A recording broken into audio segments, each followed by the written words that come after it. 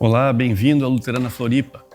Nos reunimos para adorar a Deus, Pai, Filho e Espírito Santo. Dedique os próximos minutos para estar com Deus de forma consciente. Ore, cante, reflita sobre os textos que serão lidos, ouça a Deus.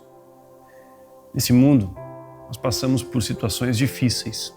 Estamos cercados por manifestações do mal. Às vezes torna-se difícil perceber a presença de Deus e reconhecer a sua ação. O medo nos cega, mas a palavra diz que o perfeito amor, o amor de Cristo, lança fora todo medo. Do que você tem medo? Que notícias têm lhe gerado ansiedade e apreensão? São guerras, desastres, violência, inflação. Essas são notícias que fazem parte do nosso cotidiano. E diante dessa realidade, nós podemos sim perder a esperança, podemos viver acuados, preocupados com nossas vidas, com nossas famílias e perdemos de foco o cuidado de Deus, deixamos de confiar nele. E quando não confiamos em Deus, nós estamos, na verdade, pecando. Quando o medo vence a fé, então nós nos perdemos em angústias. Precisamos reconhecer diante de Deus que muitas vezes tentamos sim tomar as rédeas da nossa vida, lutar com nossas próprias forças e esquecemos de colocar tudo nas mãos dele. Coloque agora diante de Deus os seus medos. Confesse seus receios, suas dúvidas, peça perdão por sua falta de confiança em muitos momentos. E renove a sua confiança no cuidado de Deus e na proteção dele. Vamos orar. Senhor, nos colocamos diante de Ti nossas vidas, reconhecendo que nas muitas dificuldades e nas lutas desse mundo, nós perdemos o foco, nós nos angustiamos, nós nos deixamos tomar pelo medo e perdemos, Senhor, essa confiança no Teu cuidado. Nós usamos as nossas próprias forças e esquecemos da Tua força. Nós confiamos nas nossas estratégias e esquecemos do Teu cuidado. Tem misericórdia de nós, Senhor. Nos ajuda a viver nesse mundo, nessas situações as mais diversas, mas viver em fé, alicerçados em Ti. Assim nós oramos, assim pedimos, por Cristo Jesus. Amém. O apóstolo Paulo declara aos Romanos: o que nos separará do amor de Cristo? Serão aflições ou calamidades, perseguições ou fome, miséria, perigo ou ameaças de morte? Ele diz: estou convencido de que nem morte, nem vida, nem anjos, nem demônios, nem o que existe hoje, nem o que virá no futuro, nem poderes, nem altura, nem profundidade, nada em toda a criação jamais poderá nos separar do amor de Deus revelado em Cristo Jesus, nosso Senhor.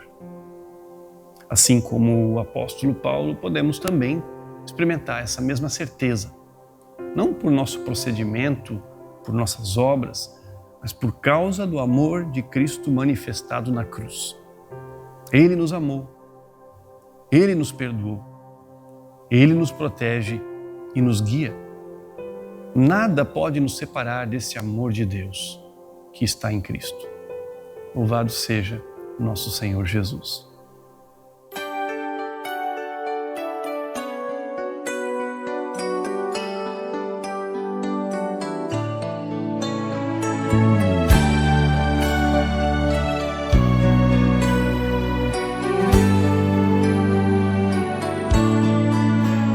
Pelos prados e campinas verdejantes eu vou.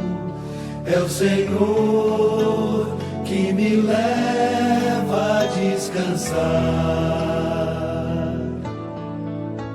Junto às fontes de águas puras, repousantes eu vou.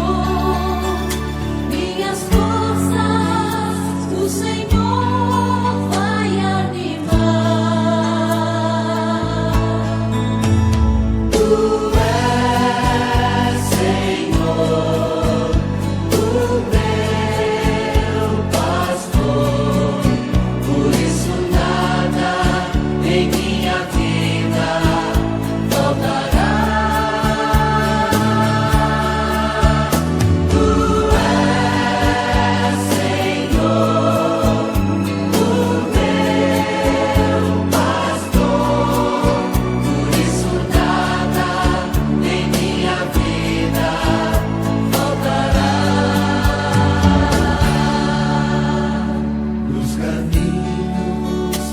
mais seguros, junto dele eu vou, e para sempre o seu nome eu honrarei.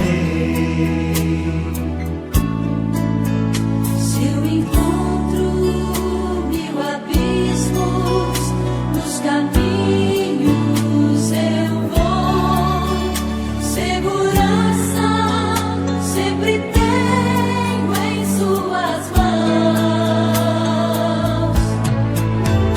Tu és, Senhor, o meu pastor, por isso nada em minha vida faltará.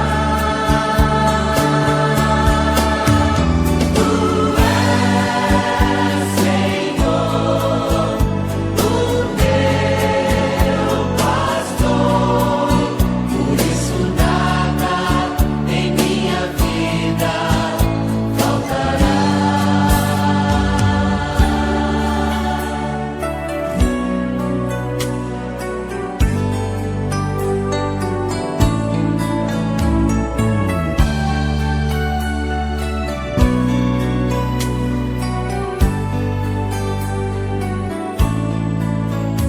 Num banquete em sua casa, muito alegre eu vou.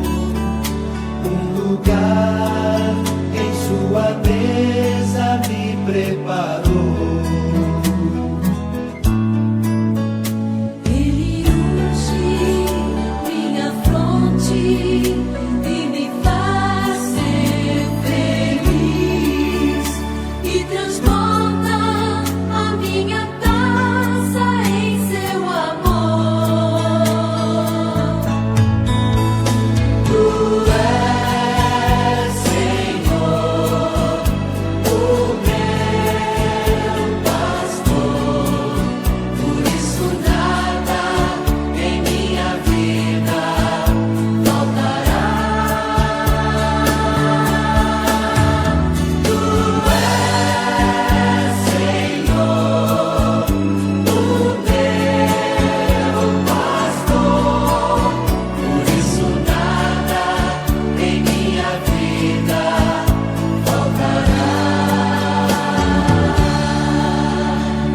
Bem à frente do inimigo, confiante eu vou. Tenho sempre o Senhor junto de mim. Seu cajado me protege e eu jamais temerei. Sempre junto do Senhor eu estarei.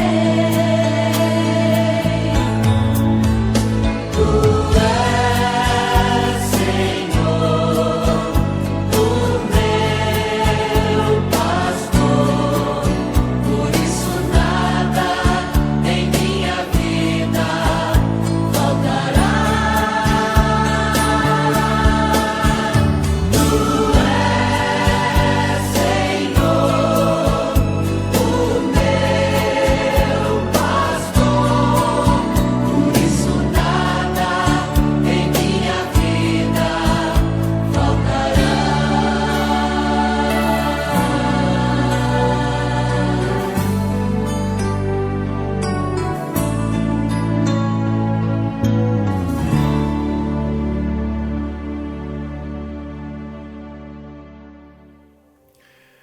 O mal está presente de muitas formas nesse mundo. Passamos por dificuldades, ficamos aflitos, temos percalços, problemas. Por isso, Jesus disse aos seus discípulos que no mundo nós passaríamos por aflições. Mas ele acrescenta dizendo que nós podemos ter ânimo, bom ânimo, pois ele venceu o mundo. Essas palavras de João, no final do capítulo 16, são ditas nesses últimos dias da vida de Jesus. Nesse tempo, ele ora também por seus discípulos de uma forma muito pessoal, amorosa e comprometida. Jesus sabia o que viria pela frente, sabia que a cruz seria um golpe duro na vida daqueles discípulos. E então Jesus ora. E ora, na verdade, por todos os discípulos de todos os tempos. Ele sabia que também, geração após geração, nós passaríamos por aflições e seríamos sacudidos e atacados pelo inimigo. Por isso, o capítulo 16 termina com essa constatação da realidade. E no capítulo 17, então, Jesus intercede por nós, pedindo por nossa salvação, por nossa unidade e por nossa proteção. Esse texto é conhecido como a oração sacerdotal de Jesus e foi proferida, como eu disse, alguns dias antes da morte e da ressurreição do nosso Senhor. Nestes últimos domingos da Quaresma, até o domingo da Páscoa, nós queremos refletir a respeito desse texto, dessa oração. A cada semana nós vamos tomar uma porção dessa oração de Jesus e na medida em que nós vamos seguindo nas reflexões, eu quero convidar você a perceber o amor e o comprometimento de Jesus com cada um dos seus seguidores. Ele orava também por mim, também por você. Hoje nós vamos ler os versos de 11 a 19. Quero convidar você a acompanhar. Já não estarei no mundo, diz Jesus, mas eles ainda estão no mundo. E eu vou para ti. Pai Santo, protege-os por amor do teu nome, o nome que me deste, para que sejam um, assim como somos um. Enquanto estava com eles, eu os protegi e os guardei no nome que me deste. Nenhum deles se perdeu, a não ser aquele que estava destinado à perdição para que se cumprisse a Escritura. Agora vou para ti, mas digo essas coisas enquanto ainda estou aqui no mundo para que eles tenham a plenitude da minha alegria. Dei-lhes a tua palavra e o mundo os odiou, pois eles não são do mundo, como eu também não sou. Não peço que os tires do mundo, mas que os protejas do maligno. Eles não são do mundo, como eu também não sou. Santifica-os na verdade. A tua palavra é a verdade. Como me enviaste ao mundo, assim eu os enviei ao mundo. Em favor deles eu me santifico, para que também eles sejam santificados pela verdade. Jesus não pediu que fôssemos tirados do mundo. Na verdade, o caminho é oposto. Ele nos envia ao mundo, em missão, em seu nome. Sabendo que passaríamos por aflições, que enfrentaríamos o ódio do mundo e os ataques do maligno, como o diabo é aqui chamado por Jesus, ainda assim Jesus nos envia para vivermos neste mundo e vivermos com ânimo e com alegria plena sob a sua proteção. Ele tem um compromisso com aqueles que colocam nele a sua confiança. E o compromisso é esse, ele nos conduzirá em segurança até o fim. Por isso não precisamos temer, porque aquele que tem toda a autoridade sobre o céu e sobre a terra, ele nos protege.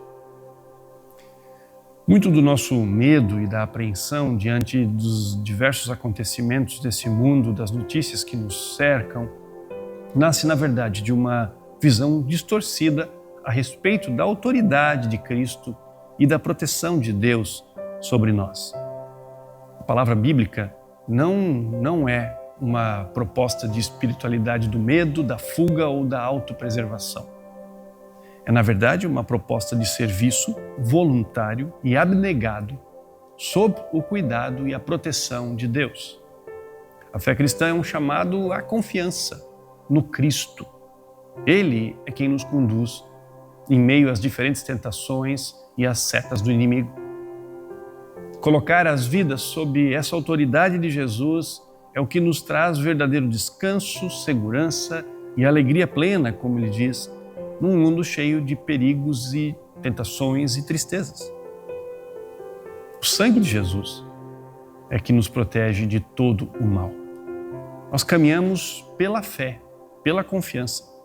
Nossa insegurança surge quando não confiamos em Jesus e no seu poder. Por isso o apóstolo Paulo afirma com com bastante segurança: o Senhor me livrará de todo ataque maligno e me levará em segurança para o seu reino celestial. A Deus seja a glória para todos sempre. Palavras de Paulo ao seu discípulo Timóteo. Nossa visão a respeito do poder do diabo e da nossa segurança diante do mal nessa vida e nos diferentes acontecimentos tem, na verdade, uma grande influência de um movimento religioso conhecido como maniqueísmo. Esse movimento combinou elementos do cristianismo com outros do zoroastrismo, que era uma religião antiga da Babilônia, e também com aspectos do budismo e do gnosticismo. O gnosticismo havia sido, nos séculos I e II, uma força muito presente no meio cristão e foi duramente combatido pelos líderes da época, pelos líderes cristãos daquele tempo. O maniqueísmo surge então no século III e foi chamado assim por causa do seu fundador, que se chamava Mani, vivia na Pérsia. Enquanto religião, o maniqueísmo logo perdeu sua força, mas ainda assim teve grande influência no cristianismo e deixou suas marcas também na nossa cultura ocidental. Essa filosofia coloca Deus e o diabo numa igualdade de poder e coloca cada um de nós como protagonistas numa guerra entre o bem e o mal. O maniqueísmo é marcado por essa visão dualista do mundo, uma espécie de simplificação onde tudo é encaixado e caracterizado como parte ou do bem ou do mal. Ele diz que existiriam duas forças predominantes, primordiais e eternas: o bem, representado pelo reino da luz, e o mal, representado pelo reino das trevas. Na Bíblia, essa mesma linguagem é usada, mas no contexto bíblico, essas forças, elas não são apresentadas de forma nenhuma como iguais em poder. No relato bíblico, Deus é quem está no trono. Ele é o Senhor. No maniqueísmo, o conhecimento e o procedimento correto são a chave que a pessoa possa evoluir, possa dar espaço para a luz e vencer a batalha. Nos conceitos bíblicos, claro, conhecimento, procedimento correto são sim importantes, trazem muitos bons frutos, influenciam sim a nossa forma de viver, as consequências vamos colher, mas elas não determinam, em última análise, a vitória final de Deus ou a sua soberania sobre a nossa vida, a vida daqueles que o seguem. Ele nos protege não por aquilo que fazemos, mas Ele nos protege por amor e por graça. Rechaçar o maniqueísmo, no entanto, não significa ignorar a presença do mal e a ação do mal nesse mundo. A Bíblia fala sobre a presença do mal desde o Éden, mas na visão cristã, o mundo não é fruto dessa luta do bem contra o mal. Ele é, na verdade, boa criação de Deus, feito por Ele, para refletir sua beleza. E nós, eu e você, somos feitos à imagem de Deus. O relato da queda aponta, sim, para uma contaminação nessa boa criação, fruto das nossas decisões que foram tomadas em desarmonia com a boa vontade de Deus, a nossa desobediência. E nós vivemos as consequências dessa entrada do mal em nossas vidas e no mundo. O diabo e os demônios agem sim nesse mundo, lutam contra Deus. Podem nos enganar, podem atrapalhar nossas vidas, mas o fato é que a palavra de Jesus tem a autoridade última e suprema. Nós temos nessa luta, sim, uma saída, uma proteção, um escudo, uma única salvação.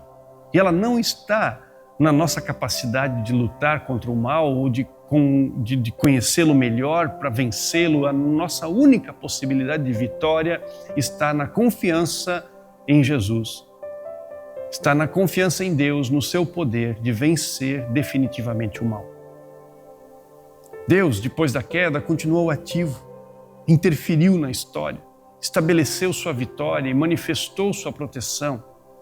Jesus derrotou o diabo na cruz. A intervenção divina em Cristo desmonta qualquer compreensão de igualdade de poder ou qualquer possibilidade de vitória do mal num confronto com Jesus. O livro de Apocalipse, que muitas vezes é lido a partir de uma dinâmica, de uma ótica de medo, é na verdade uma declaração teológica profunda da vitória inevitável e incontestável de Cristo sobre todo o mal. A grande estratégia do diabo é, na verdade, nos fazer pensar que a vitória ou a derrota, o triunfo do bem ou do mal dependem de nós. Que a nossa participação nessa batalha cósmica pode determinar o seu desfecho. Se assim fosse, certamente estaríamos perdidos. O diabo apela, na verdade, para o nosso orgulho, nos coloca no centro e fica contente quando estamos dispostos a ir para a guerra e aniquilar os outros. Assim como aconteceu também com os discípulos de Jesus, Tiago e João, que queriam fazer descer fogo do céu, somos tentados a querer fazer descer fogo do céu sobre nossos inimigos. Confundimos o mal, o diabo, com pessoas, com coisas. Na verdade, o curso da história está nas mãos de Jesus. Depende de Cristo. Ele é a autoridade máxima. Ele é quem vai separar joio e trigo. Dele, o diabo foge. Contra Jesus, ele sabe que não pode subsistir. Nós, quando categorizamos, dividimos as coisas e pessoas como estando num dos lados, nós desfiguramos a criação e o próprio ser humano. Atribuímos a alguns objetos ou até a pessoas poderes sobrenaturais. Isso, na verdade, é superstição. E mesmo na vida cristã, nós somos tentados por pensamentos supersticiosos. Imagens que podem nos trazer alguma proteção, ou estátuas, talvez, que colocamos em algum lugar como objetos de proteção, superstição. Pessoas, pastores, líderes que são envolvidos ou vistos como mais poderosos ou que têm algum poder especial. Superstição. Uma cruz, um pano ou até mesmo a água do batismo. Quando atribuímos a essas coisas ou a pessoas poderes sobrenaturais, nós estamos caindo no erro da superstição. Mas esse é um desvio da fé verdadeira. A fé verdadeira, ela deve estar unicamente em Jesus.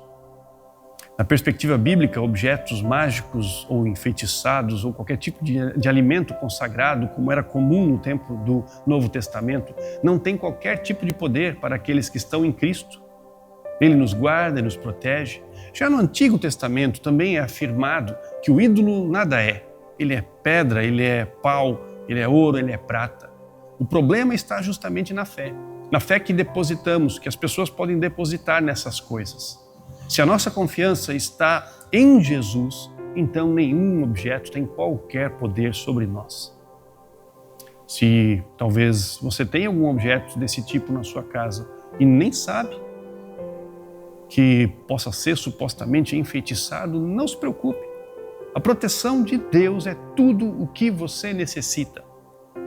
Nos desfazemos desses amuletos ou coisas desse tipo num processo de renúncia onde declaramos que não confiamos mais nessas coisas, mas não por medo do poder que esses objetos possam ter de interferir nas nossas vidas. Lutero vai abordar também esse assunto e de uma forma muito contundente, justamente em função da superstição que ele percebe presente na igreja lá na Idade Média. As relíquias religiosas eram comercializadas abertamente. Pedaços da cruz, de objetos que supostamente foram usados por apóstolos, pessoas que seriam santos ou pelo próprio Cristo, foram difundidos como amuletos. E as pessoas compravam essas peças para proteção do mal, para a sua própria salvação. Lutero posicionou-se fortemente contra essa visão supersticiosa da igreja. Os objetos não têm nenhum poder, ele dizia. Em si mesmos, eles não são nada, a não ser para aqueles que a eles conferem esse poder. Lutero abordou essa questão no viés da fé e da idolatria. O ídolo não é nada, mas quando confiamos nele, ele se torna tropeço, nós o tornamos poderoso para fazer um mal contra nós. Ele toma o lugar de Deus e esse é o pior dos males. Torna-se alvo da nossa fé, nos desvia de Cristo. Isso é idolatria, é quebra do primeiro mandamento. Quando conferimos a pessoas, objetos algum poder, nós estamos, na verdade, caminhando na quebra desse mandamento: não terás outros deuses, não farás imagem para lhes prestar culto. O cristianismo nos convida a confiar na proteção de um só, o Cristo. Ele é suficiente. Ele é todo-poderoso. Nele nossa alma encontra descanso. Ele garante que nem um fio de cabelo cairá da nossa cabeça sem que Ele permita. E quando o mal nos atingir, Ele nos protegerá, Ele transformará mal em bem, Ele nos ensinará no meio das tribulações, Ele vai nos moldar no meio dos ataques do inimigo. Nossas ações contaminadas pelo mal certamente vão impactar nossas vidas e de outras pessoas, mas a graça de Deus é maior. Ela nos alcança e por isso nos refugiamos nele. Ele é invencível, indestrutível. A vitória final é dele e é certa. Na nossa vida, optamos sim a cada dia pelo bem e pela virtude, pois entendemos que esses são os bons propósitos de Deus para a nossa vida e que Ele sabe o que é melhor e nós queremos obedecê-lo por amor, por submissão a Ele. E a vitória Ele mesmo estabelecerá, por sua força, por seu agir. Com Ele estamos protegidos. Mesmo quando não identificamos as forças do mal, mesmo quando sucumbimos a elas e pecamos, ainda ali, Ele nos cuida, Ele nos protege, Ele nos levanta, porque nele está todo o perdão, a reconciliação e a vida. Não precisamos temer qualquer objeto ou ritual mal olhado ou macumba. Se estamos debaixo da graça de Cristo, estamos protegidos. Nossa tarefa é vestir a armadura para resistir ao mal. Como lemos em Efésios capítulo 6, palavras do apóstolo Paulo: pois nós não lutamos contra inimigos de carne e sangue, não contra pessoas, mas contra governantes e autoridades do mundo invisível, contra grandes poderes neste mundo de trevas e contra espíritos malignos nas esferas celestiais. Portanto, vistam toda a armadura de Deus, para que possam resistir ao inimigo no tempo do mal. Então, depois da batalha, vocês continuarão de pé e firmes.